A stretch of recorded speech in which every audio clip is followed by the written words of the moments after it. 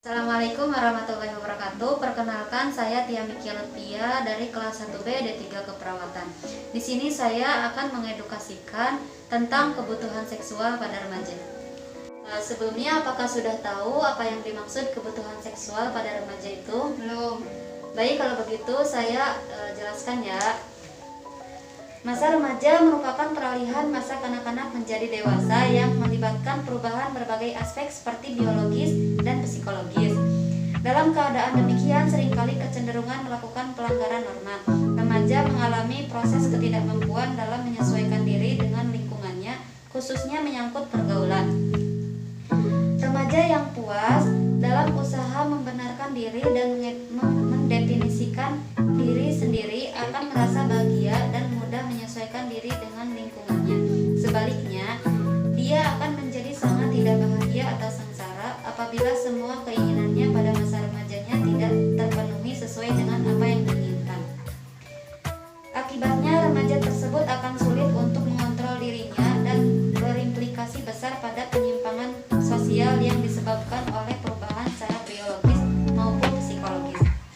Pada masa remaja terjadi berbagai macam perubahan yang cukup signifikan baik secara fisik, biologis, mental, dan emosional serta psikososial.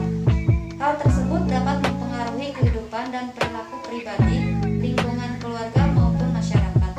Ketidaksiapan remaja dalam menghadapi perubahan tersebut dapat menimbulkan berbagai perilaku seperti kenakalan remaja, penyalahgunaan obat terlarang, penyakit menular seksual, HIV dan AIDS, kehamilan yang tidak diinginkan, aborsi, dan sebagainya.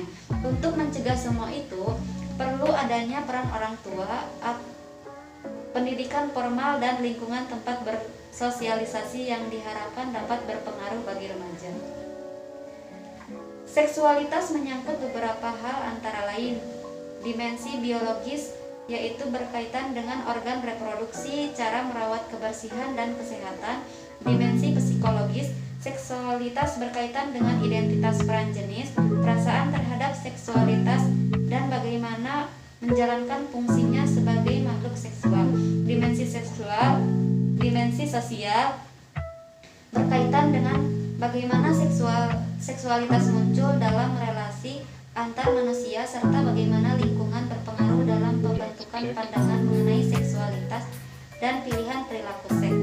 Dan dimensi kultural menunjukkan bahwa perilaku seks itu merupakan bagian dari budaya yang ada di masyarakat. Ada dua faktor mengapa pendidikan seks sangat penting bagi remaja. Faktor pertama adalah ketika anak-anak tumbuh menjadi remaja, mereka belum paham dengan pendidikan seks, sebab orang tua masih menganggap bahwa membicarakan mengenai seks adalah hal yang tabu.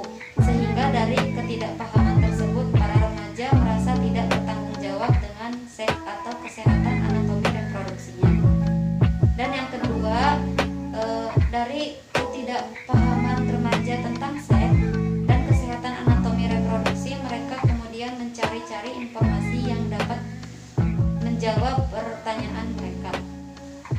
Dapat disimpulkan yaitu pemahaman dan pengetahuan remaja terhadap kesehatan reproduksi dan seksualitas selama ini terbilang masih rendah dan tidak sedikit pula yang mengabaikannya. Hal ini dapat berimplikasi pada resiko seksual yang dihadapi oleh remaja. Pemahaman terhadap seksualitas dan kesehatan reproduksi yang diberikan di lembaga pendidikan formal maupun informal cenderung memandang aspek kesehatan reproduksi dan seksualitas remaja hanya sebatas pada fenomena biologis semata-mata, cenderung mengkonstruksikan seksualitas remaja sebagai hal yang tabu dan berbahaya. Dikontrol melalui wacana moral dan agama. Selain itu, agar lebih efektif, pemahaman terhadap seksualitas dan kesehatan reproduksi perlu dikontekstualisasikan berdasarkan realitas dan kondisi remaja. Diharapkan hal ini dapat mengkonstruksikan seksualitas remaja secara positif sebagai makhluk seksual yang memiliki hak kesehatan reproduksi dan agar dapat bertanggung jawab terhadap kesehatan seksual dan reproduksi. Baik, penjelasan saya tadi apakah dipahami? Sebelumnya ada pertanyaan terlebih dahulu? Baik, kalau begitu terima kasih. Sekian yang dapat saya sampaikan, kurang lebihnya mohon maaf. Terima kasih. Wassalamualaikum warahmatullahi wabarakatuh.